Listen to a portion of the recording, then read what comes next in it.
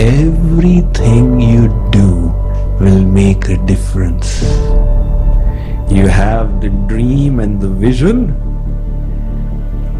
That dream motivates you to get going. But that's not enough. After that, what you need is discipline. And discipline is what keeps you going. Discipline is the bridge that connects your present state with your dreams.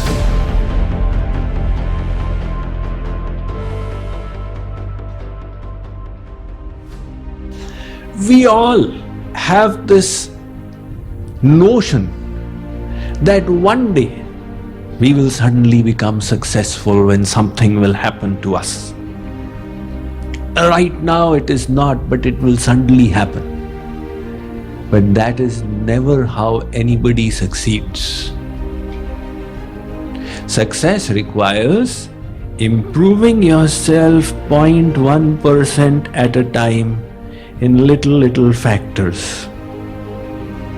Like for example, you could reduce your sleep by 10 minutes. Swamiji, if I reduce my sleep by 10 minutes, will I become a saint? No. It will take you one step further in the journey because you will have 10 more minutes to utilize in a productive way. So, in the same way, you could improve your thoughts by 0.1%. You could increase your intensity of meditation by 0.1%. And if you keep doing this on a regular basis, slowly you find you've transformed so much.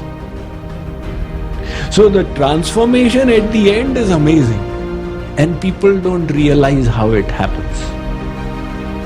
When I was in standard 5, our neighbor, there was a girl who was in standard 8, and she used to be a rattu tota.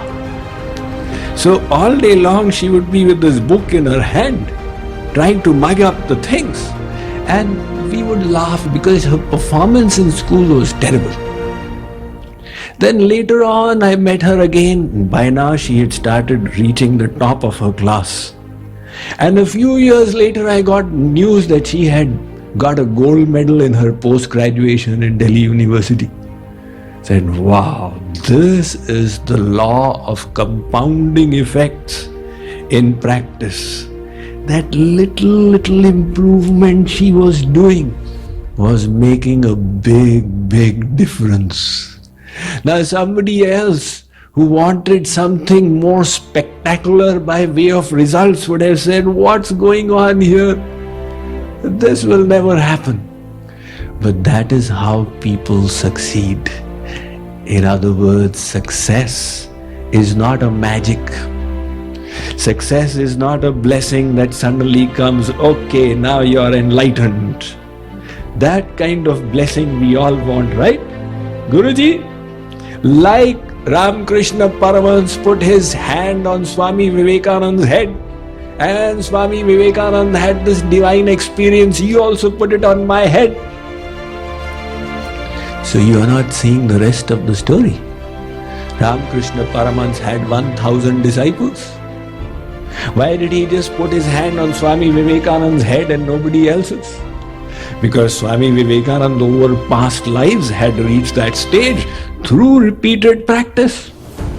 If it was so cheap, he would have said, all right, nobody needs to learn anything, you just stand in a line and come, I'll put my hand on everybody's head and you will all go to Golok. So, the final goal of God realization is never attained cheaply. It is attained through the daily rigors of our practice. In other words, everything you do will make a difference. You have the dream and the vision. That dream motivates you to get going. You see, people are motivated. Some people are really motivated. Some people are less motivated. The factory manager is troubled because his workers are not motivated. Come on, do it. Like, in India, we would find these workers who would come for housework. After 1 hour, they have to take a break and smoke bidi. No motivation. So you see, my God, they don't have any motivation at all. They have it when the time is over. The ghanti rings in the factory, then you see how quickly they run to find out what happened in the India-Pakistan test match. They are motivated, but not here. All through my school and college life, everybody said I have got no motivation. And when I went in for an internship in my engineering and then MBA, both of them gave a report, he is not motivated. So my father scolded me. My father said that, look, I found out why Eicher tractors did not like you. They said you don't have any motivation. So I said, yeah, I must get motivated. But how do I get motivated? And the reason was I didn't have a strong enough why. Motivation comes from a strong enough why. I didn't have that strong enough why. And when I came to the spiritual path, that strong enough why came. And the motivation also came. So motivation comes from a strong reason and it gets you going.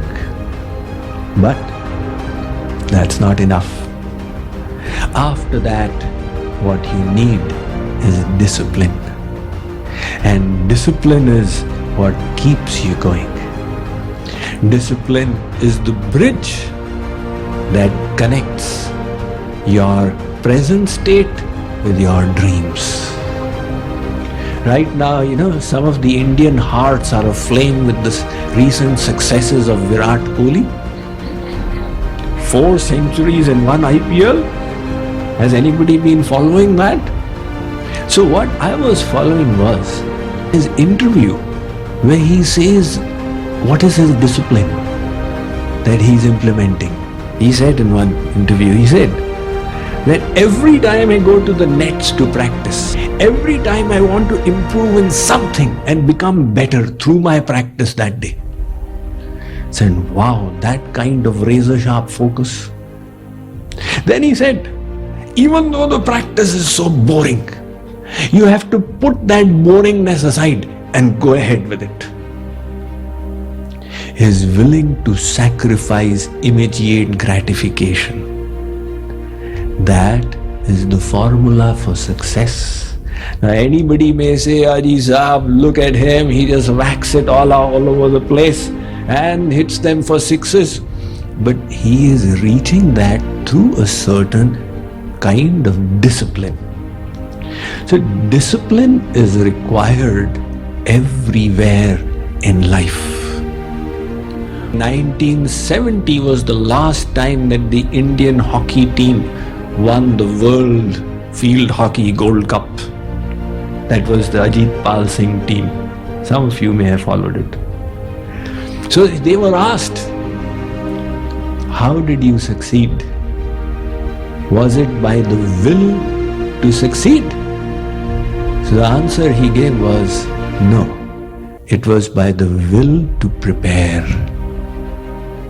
That part people forget. The will to prepare, that requires discipline.